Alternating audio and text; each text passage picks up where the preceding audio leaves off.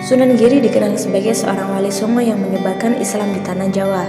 Selain itu, beliau juga merupakan pendiri kerajaan Giri Kedaton di Jawa Timur.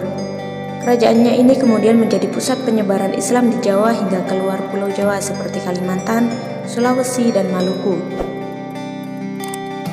Kelahiran Sunan Giri ini dianggap oleh rakyat Blambangan sebagai pembawa kutukan berupa wabah penyakit di kerajaan Blambangan. Kelahiran Sunan Giri disambut Prabu Menak Sembuyu dengan membuatkan peti terbuat dari besi untuk tempat bayi. Selanjutnya ia kemudian memerintahkan kepada para pengawal kerajaan untuk menghanyutkannya ke laut. Berita itu pun tak lama terdengar oleh Dewi Skardadu. Dewi Skardadu berlari mengejar bayi yang baru saja dilahirkannya. Siang dan malam menyusuri pantai dengan tidak memikirkan lagi akan nasib dirinya. Dewi Skardadu pun meninggal dalam pencariannya. Peti besi berisi bayi itu terombang-ambing ombak laut terbawa hingga ke tengah laut. Peti itu bercahaya berkilauan laksana kapal kecil di tengah laut. Tak ayal cahaya itu terlihat oleh sekelompok awak kapal yang hendak berdagang ke Pulau Bali. Awak kapal itu kemudian menghampiri, mengambil dan membukanya peti yang bersinar itu. Awak kapal terkejut setelah tahu bahwa isi dari peti itu adalah bayi laki-laki yang molek dan bercahaya. Awak kapal pun memutar haluan kembali pulang ke Gresik untuk memberikan temuannya itu kepada Nyai Gede Binati, seorang saudagar perempuan di Gresik sebagai pemilik kapal. Nyai Gede Binati keheranan dan sangat menyukai bayi itu dan mengangkatnya sebagai anak dengan memberikan nama Joko Samudro.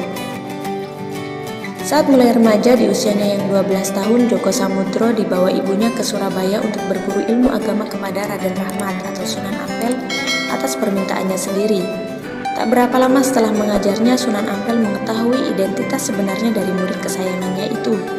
Sunan Ampel mengirimnya beserta Makdum Ibrahim atau Sunan Bonang untuk mendalami ajaran Islam di Pasai sebelum menunaikan keinginannya untuk melaksanakan ibadah haji.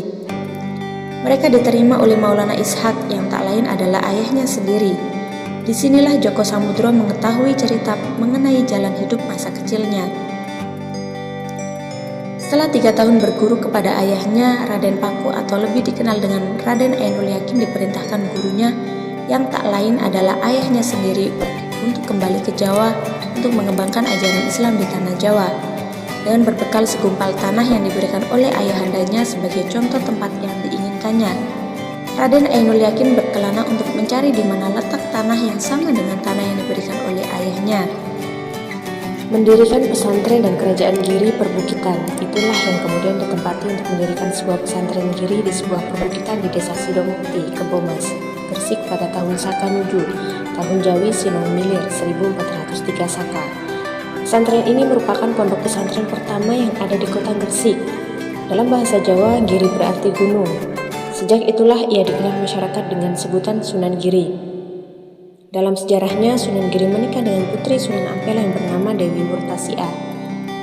Pesantren Giri terkenal sebagai salah satu pusat penyebaran agama Islam di Jawa. Pengaruh pesantren ini sampai ke Madura, Lombok, Kalimantan, Sulawesi, dan Maluku. Pengaruh pesantren Giri terus berkembang sampai menjadi kerajaan yang disebut Giri. Kerajaan Giri Kedaton menguasai daerah Gresik dan sekitarnya selama beberapa generasi sampai akhirnya ditumbangkan oleh Sultan Agung. Terdapat beberapa karya seni tradisional Jawa yang sering dianggap berhubungan dengan Sunan Giri. Di antaranya adalah permainan-permainan anak seperti jelungan, jor, gula ganti, ilir-ilir, dan cuplak suweng, serta beberapa gending seperti Asmaradana dan Pucung. Sunan Giri yang dikenal sebagai pendiri pesantren dan kerajaan Giri ini wafat pada tahun 1506 Masehi. Beliau kemudian dimakamkan di Dusun Giri Gajah, Desa Giri, Kecamatan Kebomas, Gresik, Jawa Timur. Lokasi makam Sunan Giri berjarak 4 km dari pusat kota Gresik. Wallahu a'lam bishawab.